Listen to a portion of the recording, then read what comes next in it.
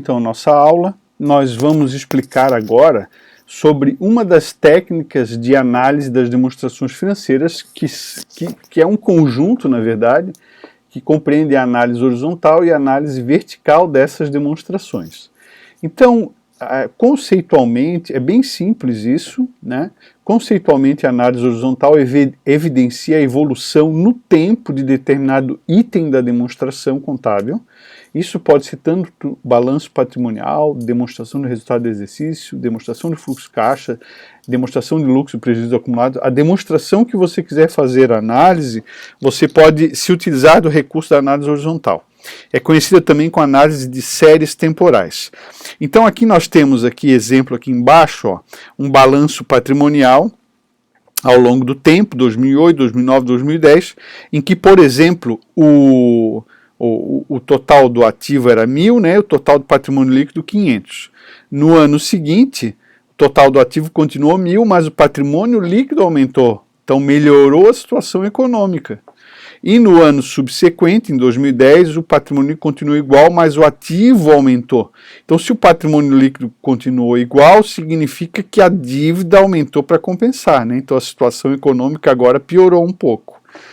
Se você usar da análise horizontal, você pode transformar esse 500, que é a base da informação, em 100%, e aí você vai verificar que o aumento de 100 aqui, você fazendo uma regrinha de 3, você vai verificar que 600 equivale a 120 do 100.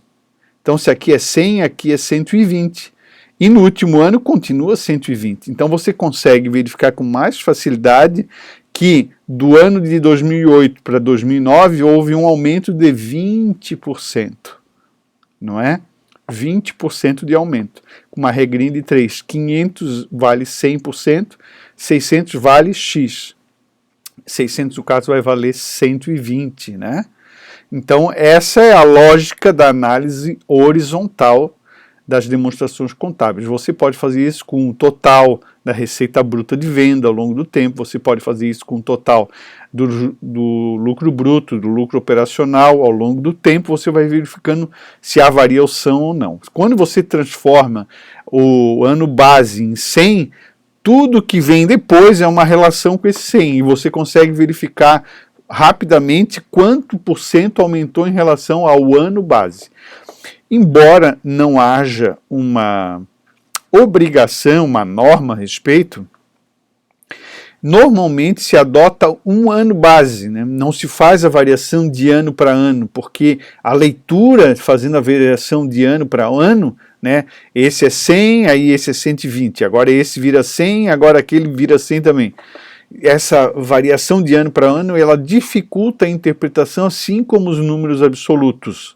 Então a lógica básica é você adotar um ano como base e os outros anos, então, eles são uma relação com o ano base, tá? A outra técnica chamada análise vertical, a preocupação já é evidenciar a participação relativa de uma conta num grupo de conta ou num total. Por exemplo, nesse mesmo exemplo aqui, nós podemos dizer o seguinte, que no ano de 2008, o patrimônio, a dívida da empresa representava 50% do ativo, dos bens e direitos, a metade. No ano de 2009, a dívida passou a representar 40% do ativo. E a gente conseguiu, de um ano para o outro melhorou, mas vejam, a análise está sendo vertical. Em 2008, a dívida era 50% do patrimônio bruto. Em 2009, a dívida passou a ser 40% do patrimônio bruto. Já no último ano, a dívida voltou a ser a metade do patrimônio bruto, né? 600 é a metade de 1.200. É claro que aqui a gente usou um balanço bem simplificado, porque aqui a questão não é o número, né? A questão aqui é explicar a técnica. Não tem mistério. Mas por que se usa essa técnica, né? Essa técnica se usa para tentar encontrar explicações da modificação das demonstrações contábeis da empresa ao longo do tempo. Então, se você viu que a empresa vem perdendo resultado e você fez uma análise horizontal e verificou que uma análise vertical que verificou que o lucro em relação à receita bruta começou a diminuir, era 10%, baixou para 5%, depois baixou para 4%. Bom, agora vamos tentar encontrar dentro da DRE qual é o motivo dessas variações. E você começa a fazer as relações. Quanto que é o custo em relação à receita? Qual foi a variação ao longo do tempo? Quanto que são as despesas em relação à receita? O que mudou? Para você encontrar as explicações dessas alterações. Isso você pode fazer também no balanço patrimonial. Eu fiz o exemplo falei da DRE, mas também pode fazer no balanço. A empresa vem perdendo liquidez ao longo do tempo, vamos supor. Então você tenta encontrar qual é a conta que está sendo responsável por essa perda de liquidez, para aí você estudar, através de outros indicadores que a gente vai estudar adiante, se o motivo é, por exemplo, um gerenciamento de estoque errado, se é uma concessão de crédito exagerada, se é uma política de aplicação de recursos, de caixa, assim, muito arrojada, jogando muito dinheiro em ativo não circulante, e assim por diante, né, gente? Bom, aqui adiante nós temos um exemplo, né? Fica um pouco mais fácil a gente explicar por meio de um exemplo. Veja o enunciado dessa questão aqui, que foi cobrada no provão do ano 2000, que tratou da fusão de duas grandes cervejarias do Brasil, né? Que foram a fusão da Antártica e da Brahma, né? Então as cervejarias A e B estão estudando um processo de fusão para a criação da grande cervejaria nacional. Você foi contratado para, com base nos dados das demonstrações de resultado das duas cervejarias, que se encontram a seguir, explicar aos acionistas da cervejaria B suas possíveis vantagens nessa fusão. Então, o exercício do provão mostrou a demonstração de resultado do exercício da cervejaria A, valores absolutos, e a da cervejaria B. E o professor Oswaldo, para facilitar o ensino, destacou algumas informações que são importantes a gente observar. A receita líquida, que é a receita da empresa de verdade, a receita própria da empresa, né, deduzida das deduções. O resultado da atividade, né, que é a receita líquida menos os custos e despesas diretamente associados à atividade finalística da empresa. Esse resultado da atividade aqui a gente pode interpretar como uma sigla chamada EBITDA. O que é esse EBITDA? Significa o lucro antes de juros, impostos e taxas, contribuições e depreciação e amortizações, ou seja, aquelas despesas, depreciações e amortizações, aquelas despesas que não há desembolso de caixa. Então, se você fizer uma conta desconsiderando essas despesas e desconsiderando juros, que é uma despesa considerada não operacional,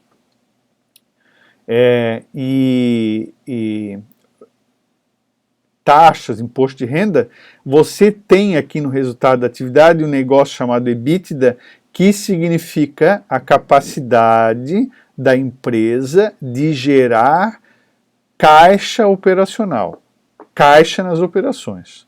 Depois você tira as depreciações, amortizações e outras despesas, exceto as financeiras, e você chega no resultado operacional de verdade, EBIT, né?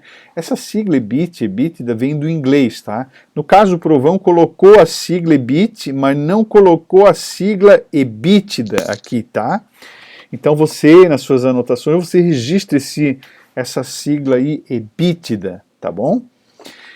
EBIT, o que é? Vem do inglês, Earn Before Interest and Tax, né? E no caso EBITDA é Earn Before Interest, Tax, Depreciation and Amortization. Então, esse EBIT é a capacidade da empresa de gerar caixa operacional. E o EBIT é o lucro operacional de verdade. Quando a gente fala assim, lucro operacional de verdade, soa estranho. Então, o professor, quer dizer que o resultado operacional 2 aqui não é o resultado operacional de verdade? É mais ou menos isso que eu estou dizendo. a nossa lei, a 6.404, fala que o resultado operacional é depois de deduzidas as despesas financeiras, resultado de equivalência patrimonial, receita financeira. Na maioria dos países do mundo, sobretudo nos Estados Unidos, as receitas e despesas financeiras, elas, a maioria, a maior parte delas, elas nascem, elas decorrem de uma decisão de financiamento, que é a empresa obter financiamento, então dali que nascem os juros. Portanto, essa decisão de financiamento não é tipicamente uma uma decisão operacional. O que seria uma decisão operacional? Comprar mercadorias, vender mercadorias, produzir, pagar funcionários, aquelas associadas ao ciclo operacional que a gente estudou na disciplina de contabilidade. Então, no mundo inteiro, os juros, as despesas de juros e a receita de juros, equivalência patrimonial, não são operacionais, tá? Mas então por que no Brasil é considerado operacional? Tem alguma explicação? Tem uma explicação, sim. A Lei 6.404 de 1976 foi construída, foi editada numa época que tínhamos inflação. E as empresas, na época da inflação, quando elas vendiam parcelados e quando elas compravam a prazo, elas pagavam necessariamente ou cobravam juros. E aí esses juros da compra e da venda, esse é operacional. E como naquela época a inflação era muito alta, esses juros acabava tendo relevância, né? Então essa é uma explicação para o resultado operacional no Brasil ser considerado diferente, né, de outros lugares no mundo. Mas o fato é que vocês vejam que isso aqui caiu num provão, então aqui você tem um destaque de um lucro operacional de verdade e de um EBITDA, que é a capacidade da empresa gerar fluxo de caixa, tá certo? Então, dito isso, pessoal, deixa eu ver aqui o tempo. Eu continuo essa explicação no próximo vídeo para não alongar demais aqui, tá?